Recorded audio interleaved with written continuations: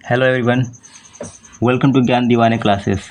आज की इस वीडियो में हम लोग पढ़ेंगे दिस और दैट के बारे में। दिस का यूज़ कहाँ पर होता है और दैट का यूज़ कहाँ पर होता है, तो बिल्कुल बेसिक से सीखेंगे। पूरा वीडियो ध्यान से सीखिएगा। तो सबसे पहले बात करते हैं कि दिस और दैट का यूज़ कहाँ कहाँ पर करेंगे।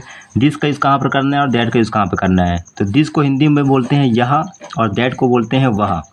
और दिस का यूज़ वहाँ पर होता है जब हम किसी वस्तु के पास की बात करते हैं, पास के लिए, और दैट का यूज़ करते हैं दूर के लिए। यानी जब भी कोई वस्तु हमारे पास में होगी तो उसके लिए हम लोग दिस का यूज़ करेंगे, और जब कोई वस्तु हमसे दूर होगी तो वहाँ पर हम लोग दूर के लिए दैट का यूज़ करते हैं। अब हम लोग एग्जाम्पल से समझेंगे तो बहुत अच्छे समझ में आएगा। तो चलिए वीडियो को शुरू करते हैं। पहला एग्जाम्पल है कि यह एक किताब है। यह एक किताब है, ये पहला एग्जाम्पल है, इसी से समझेंगे हम लोग। तो यहाँ पर देखिए क्या लिखा हुआ है, यह लिखा हुआ है, और यह के लिए दिस का यूज़ होता है।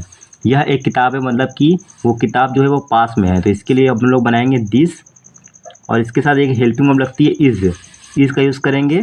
और एक के लिए यहाँ पर ए का यूज़ होगा, और किताब को क्या बोलते हैं, बुक। किताब को बोलते हैं बुक। उसके बाद यहाँ पे लगा देंगे full stop. This is the book, यह एक किताब है। ये एक सिंपल सा सेंटेंस बन गया। अब अगर यही सेंटेंस दिया होगा कि वह एक किताब है, तो मतलब ये बोल रहा है कि जो किताब है वो थोड़ा दूरी पे है। तो जब भी किताब मतलब जब भी कोई वस्तु दूर में होगी तो वहाँ पे वह का यानी कि दैट का यूज़ होगा। तो वह को अंग्रेजी में बोलेंगे दैट, तो यहाँ पे लिखेंगे दैट, और दैट के साथ भी इज़ लगाएंगे, और ये जो एक लिखा है वो इसके लिए ए लगाएंगे, और किताब को बोलते हैं बुक, तो यहाँ पे बुक लिख देंगे। तो हमारा ये बन गया कि दैट इज़ ए बुक, कि वह एक किताब है। जब कोई वस्तु पास में होगी तो वहाँ पे दिस लगा देंगे, जब कोई वस्तु दूर होगी तो उसके वहाँ पे दैट लगा देंगे। और आगे अगला एग्जाम्पल देखते हैं। अगला एग्जाम्पल ये है कि यह एक पंखा है, तो इसको हम लोग बनाएंगे this is a fan. This is a fan, तो ये हो गया। अभी इसी का अगर अगला एग्जाम्पल है कि वह एक पंखा है, तो इसको का हम लोग बना देंगे that is a fan. That is a fan, full stop. ठीक है। तो पास अगर वस्तु है तो दिस लगाएंगे, दूर अगर वस्तु है तो दैट लगा देंगे। अगला एग्जाम्पल देखिए क्या है। अगला एग्जाम्पल है कि यह एक कलम है, तो यह के लिए दिस का यूज़ होगा। फिर उसके बाद हम लोग को हेल्पिंग वर्ब लगाना है इज़, फिर उसके बाद लगाना है ए, और कलम को बोलते हैं पेन, तो लिखेंगे पेन।